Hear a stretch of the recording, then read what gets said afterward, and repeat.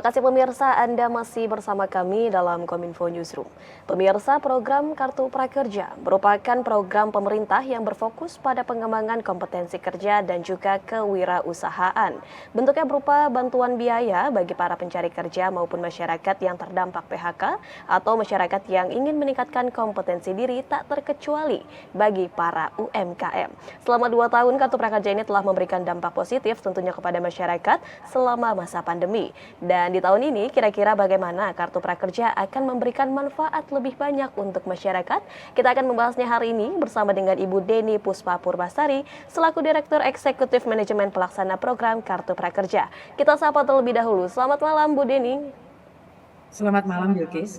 Ya, baik. Bu Deni, tahun 2023 ini Kartu Prakerja akan berjalan sesuai skema normal. Bisa dijelaskan, Bu, apa yang dimaksudkan dengan skema normal ini? Silakan, Bu Deni.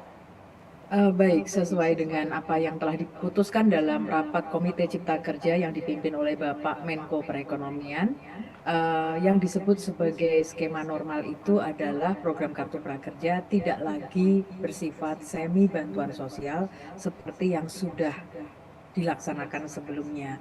Nah, jadi di dalam skema normal ini, program Kartu Prakerja akan fokus pada pengembangan keterampilan angkatan kerja. Bantuan pelatihan ditingkatkan, sedangkan insentif akan diturunkan. Tetapi secara total, itu jumlah nilai manfaat yang diberikan kepada para penerima lebih tinggi daripada sebelumnya. Dan karena ini tidak lagi bersifat semi bantuan sosial, maka semua penerima bansos, apakah itu PKH, BPUM, dan kemudian misalnya saja adalah BSU dari Kemenaker, itu sudah boleh mengikuti program Kartu Prakerja. Dan karena kita fokus kepada pengembangan keterampilan, maka standar pelatihan ditingkatkan secara signifikan dan bidang pelatihan apa saja yang diberikan akan difokuskan. Baik, bantuan yang dimaksudkan dengan skema normal ini adalah bantuan yang lebih ditingkatkan, namun ternyata ini nilai manfaatnya ini justru lebih tinggi dari sebelumnya, begitu ya Bu Deni. Dan ini akan berfokus tentunya pada pengembangan keterampilan bagi para peserta yang mengikuti Kartu Prakerja. Bu Deni, kiranya sejauh mana program-program dari Kartu Prakerja ini mampu untuk mengatasi masalah penyerapan tenaga kerja, khususnya di tengah isu resesi dan juga stagnasi ekonomi saat ini, Bu Deni? Yang perlu saya sampaikan begini, di pasar tenaga kerja seperti pasar-pasar lainnya itu ada sisi permintaan, ada sisi penawaran. Program Kartu Prakerja ini membekali keterampilan pada sisi penawaran. Sedangkan sisi permintaan, yaitu lowongan kerja, itu bukan dalam kontrol dari program Kartu Prakerja. Itulah kenapa kita kemudian membutuhkan program-program yang mendorong investasi agar kemudian penciptaan lowongan pekerjaan itu makin besar. Meskipun program Kartu Prakerja juga mendorong kewirausahaan, yang artinya juga kemudian menciptakan lowongan kerja atau menciptakan entrepreneur-entrepreneur muda lainnya. Nah, yang penting juga ini adalah ketika kita bicara resesi dan stagnasi ekonomi, kita jangan hanya berpikir kekinian. Dalam artinya begini, bahwa yang namanya disrupsi di dalam lapangan pekerjaan, percayalah, ini akan terus terjadi dan akan semakin cepat dan semakin sering.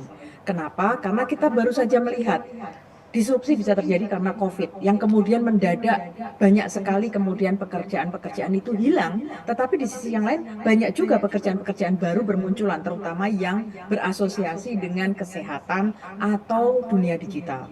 Nah, jadi terkait dengan resesi yang mungkin akan merundung dunia, ya, bukan Indonesia saya yakin, tetapi dunia yang tapi punya dampak kepada Indonesia, kita kemudian harus bersiap. Dan juga disrupsi teknologi yang sebelumnya sudah terjadi sebelum COVID-19.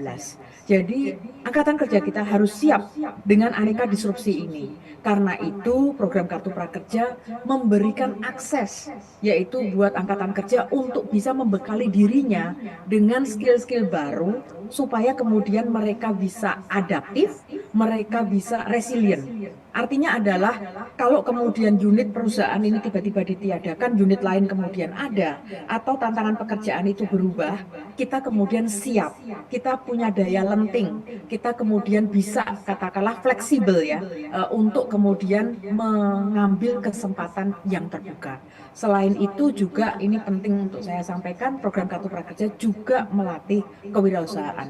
Dan ini bukan hanya untuk pencari kerja, tetapi juga pekerja existing. Supaya sekali lagi teman-teman selalu relevan, selalu siap dengan tantangan kerja yang akan dihadapi ke depan. Terus, kalau kita bicara resesi dan stagnasi ekonomi, buat teman-teman, para pekerja yang ada di pabrik-pabrik, jangan lupa bahwa ada program selain dari program Kartu Prakerja, ada program jaminan kehilangan pekerjaan, ada juga ini pelatihan-pelatihan yang disediakan oleh BLK, yang disediakan oleh balai-balai diklat. Jadi silahkan teman-teman mencari, pemerintah ini punya banyak program, silahkan kemudian teman-teman cari apakah teman-teman eligible atau tidak, dan kemudian ambil kesempatan yang ada untuk membekali keterampilan pada diri teman-teman semuanya. Ya, meskipun di tengah ancaman resesi maupun stagnasi ekonomi di tahun ini atau saat ini begitu, namun Kartu Prakerja ini telah mempersiapkan bagi masyarakat yang mengikuti program ini untuk mengembangkan kompetensi diri, untuk menjadi mempersiapkan diri untuk ke dunia kerja yang untuk menjadi lebih unggul begitu Bu, dan juga bagi korban PHK ini tentunya juga Kartu Prakerja memiliki program demikian. Jika kita menyinggung mengenai masalah program di Kartu Prakerja ini disusun berdasarkan apa Bu Deni, ataukah melihat kebutuhan pasar atau ditentukan oleh melihat kebutuhan di masa depan begitu Bu? Sebenarnya dua-duanya. Jadi Bilkis, tapi ini perlu saya sampaikan. Indonesia ini negara besar. Kita tidak seperti negara tetangga kita, misalnya saja yang itu relatif kecil dan sumber daya alamnya terbatas. Indonesia negara besar, kepulauan. Nah, jadi untuk negara besar, kita melihat bahwa Indonesia ini memproduksi semua dari pertanian, manufaktur sampai dengan jasa. Dan kemudian kita juga tadi bicara tentang ini soal apa sih yang perlu disediakan ya, kalau kita bilang ya karena Indonesia memproduksi semuanya, semua bidang, maka sebenarnya semua jenis pelatihan itu menjadi relevan. Namun di skema normal ini bidang pelatihan itu akan ditajamkan. Kepada apa? Tadi Bilkis sudah sempat sampaikan, yaitu kepada pekerjaan-pekerjaan yang itu dibutuhkan di masa depan. Skillnya itu semakin dibutuhkan di masa depan. Itu ada di mana, bidang-bidang apa saja. Ini bidang-bidang ini telah dikaji oleh lembaga-lembaga internasional. Nah, dan juga lembaga seperti misalnya saja Bappenas dan Kemenko bidang perekonomian sendiri. Seperti misalnya saja bidang-bidang pelatihan yang ada di laporan Indotask, di laporan Critical Occupation List, di laporan The Future of Jobs dari World Economic Forum, dan juga di laporan Riset Online Vacancy Outlook dari Bank Dunia. Itu dan dalam hal ini tentu saja bidang-bidang ini nanti ketika disediakan di program Kartu Prakerja, dunia usaha dan dunia industri juga akan dilibatkan untuk memastikan relevansi dari bidang-bidang yang diberikan. Ya, kemudian Bu Deni, Kartu Prakerja ini tahun ini disebut akan berfokus pada peningkatan skill. Kiranya sektor mana saja yang akan ditingkatkan atau yang menjadi perhatian khusus selain meningkatkan dari skill digital? Kabarnya juga Kartu Prakerja ini akan menyasar kepada industri manufaktur dan juga TKI begitu Bu? Iya, jadi skill tadi yang dari beragam publikasi atau riset itu mencakup apa saja, yaitu pertama misalnya saja adalah terkait dengan software. Kemudian yang kedua adalah manajemen bisnis. Jadi manajemen itu kan dari hulu sampai dengan hilir, dari business intelligence artinya adalah riset pasar itu sampai dengan misalnya saja keuangan, pengelolaan sumber daya manusia, dalam hal procurement atau purchasing, artinya adalah kita misalnya butuh pengadaan barang dan jasa untuk perusahaan membeli bahan baku, kemudian juga penjualan pemasaran, jadi ketika produknya itu sudah jadi, itu bagaimana kemudian menjual dan memasarkannya. Kemudian pelatihan yang terkait dengan data, baik itu adalah penyimpanan, kemudian mendapatkan, kemudian memproses, menganalisis, menampilkan data, kemudian general office, konstruksi, K3, produksi dan operasi, mekanik, operasi mesin, kemudian engineering, hospitality seperti yang terkait dengan pariwisata, food and beverage, itu termasuk di sana, perhotelan ada di sana juga, kemudian terkait dengan housekeeping misalnya saja itu juga termasuk, kemudian hal-hal yang terkait atau skill yang terkait dengan kerajinan, baik itu adalah menenun, kemudian juga membatik, kemudian kerajinan yang terkait dengan kulit, anyam-anyaman, kemudian jasa perorangan, pertanian, termasuk juga di sini ada bahasa asing. Nah, untuk TKI, memang kita sudah melakukan survei, ternyata 7% lebih dari penerima kartu prakerja itu adalah orang-orang yang mengatakan dirinya tertarik untuk bekerja di luar negeri, dan mereka yang pernah bekerja di luar negeri. Nah, di sini untuk skema normal, apakah ada pelatihan yang relevan buat teman-teman yang ingin bekerja di luar negeri? Jawabannya ya, termasuk misalnya di sini adalah hospitality dan yang terkait dengan bahasa asing. Baik, kemudian untuk target penerima atau peserta kartu prakerja pada tahun ini berapa Bu Deni? Lalu anggaran prakerja ini bersumber dari mana dan berapa besaran biayanya? Jadi untuk tahun ini yang sudah ada di DIPA sebesar 2,67 triliun untuk 595.000 penerima kartu prakerja.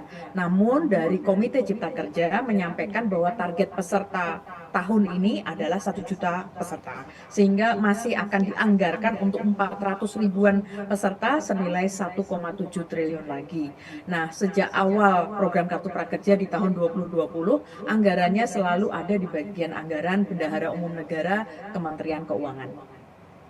Baik, apakah dari anggaran yang telah disediakan ini dibagikan insentifnya kepada peserta yang memiliki skill berbeda-beda atau disamaratakan? Seperti apa Bu Deni nanti skemanya? Jadi sesuai dengan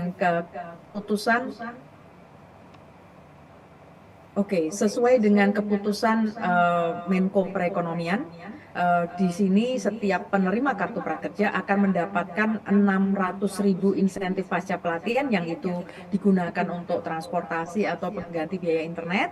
Kemudian untuk bantuan biaya pelatihannya sendiri nilainya adalah 3,5 juta rupiah yang bisa digunakan untuk membeli banyak pelatihan baik itu online ataupun offline. Kemudian juga ada insentif survei total senilai 100.000 rupiah untuk 2 kali survei. Nah, jadi kita bicara tadi nilai tersebut yang tadi saya sampaikan 2,67 triliun sudah dianggarkan itu untuk 595.000 peserta. Setiap peserta itu mendapatkan alokasi itu adalah 4,2 juta rupiah. Tapi pemanfaatannya semua tergantung kepada para penerima. Kalau penerima itu kemudian menggunakan secara optimal untuk membeli berbagai macam pelatihan sampai saldonya habis, berarti dia bisa memanfaatkan 4,2 juta rupiah. Tapi kalau misalnya saja hanya memanfaatkan katakanlah untuk satu jenis pelatihan seharga 750.000 atau 1 juta rupiah, ya berarti kemudian sisa dana pelatihan yang tidak dimanfaatkan itu akan ditarik ke rekening kas umum negara. Oke, kemudian dari tahun 2020 hingga sampai saat ini, menurut Bu Deni seberapa besar pengaruh dari kartu prakerja dalam mencetak pengusaha baru maupun membuka lapangan pekerjaan baru? Apakah nanti setelah peserta ini melakukan pelatihan kemudian mendapatkan insentif, apakah akan ada semacam evaluasi bagi para peserta begitu Bu untuk memantau apakah mereka benar-benar menerapkan apa yang sudah diajarkan sebelumnya di dalam pelatihan kartu prakerja ini, Bu? Jadi di dalam peraturan Menko Perekonomian kita dimandatkan untuk melakukan survei evaluasi setelah penerima itu menyelesaikan pelatihan. Jadi di dalam survei evaluasi inilah kita bertanya apakah mereka kemudian sudah mendapatkan pekerjaan, apakah mereka kemudian sudah memiliki usaha baru kalau mereka itu sebagai wirausaha, atau kalau mereka itu kemudian sebelumnya sudah menjadi wirausaha, apakah kemudian ada peningkatan sales maupun peningkatan jumlah karyawan mereka. Jadi itu yang kita tanyakan di survei evaluasi, dan sejauh ini survei evaluasi dari PMO dan juga yang dilakukan secara independen oleh CSIS dan Cyrus Network itu menunjukkan bahwa sepertiga penerima kartu prakerja yang dulunya tidak bekerja itu kemudian ketika disurvei itu sudah bekerja, baik itu sebagai wirausahawan, sebagai freelance maupun sebagai karyawan atau buruh.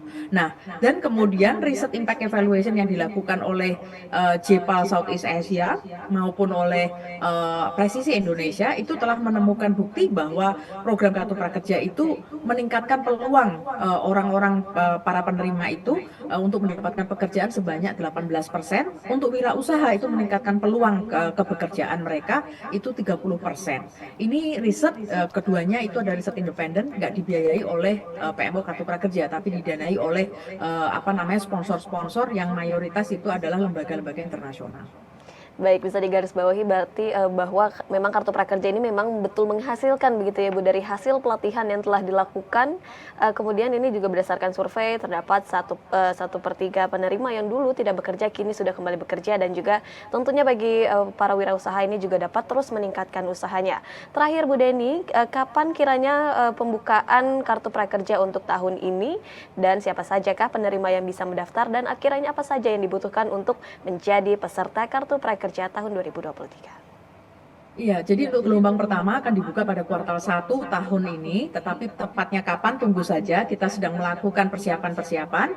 Kemudian ya, siapa saja yang bisa menjadi peserta Kartu Prakerja, semua syaratnya sama seperti sebelumnya, usia 18 sampai 64 tahun, dan tentu saja ini pekerja aktif maupun korban PHK fresh graduate itu boleh, tetapi yang tidak boleh adalah siswa atau mahasiswa aktif, kemudian TNI Polri, ASN, kemudian pejabat BUMN, BUMD, itu tidak bisa, pejabat negara tentu saja tidak bisa, kemudian di sini kepala desa maupun perangkat desa juga tidak bisa. Semua ini sudah disampaikan secara eksplisit di Permenko Ekonomi itu yang nomor 17 tahun 2022, silahkan aja di-download. Dan jangan lupa mereka yang penerima bansos itu sudah boleh menerima program Kartu Prakerja. Jadi silahkan saja daftar nanti pada saat setelah diumumkan, dan kunjungi langsung ke www.prakerja.go.id dan kemudian create akun di situ, dan kemudian ikuti saja prosesnya. Jadi tanpa perantara sama sekali, langsung saja pergi ke www.prakerja.go.id.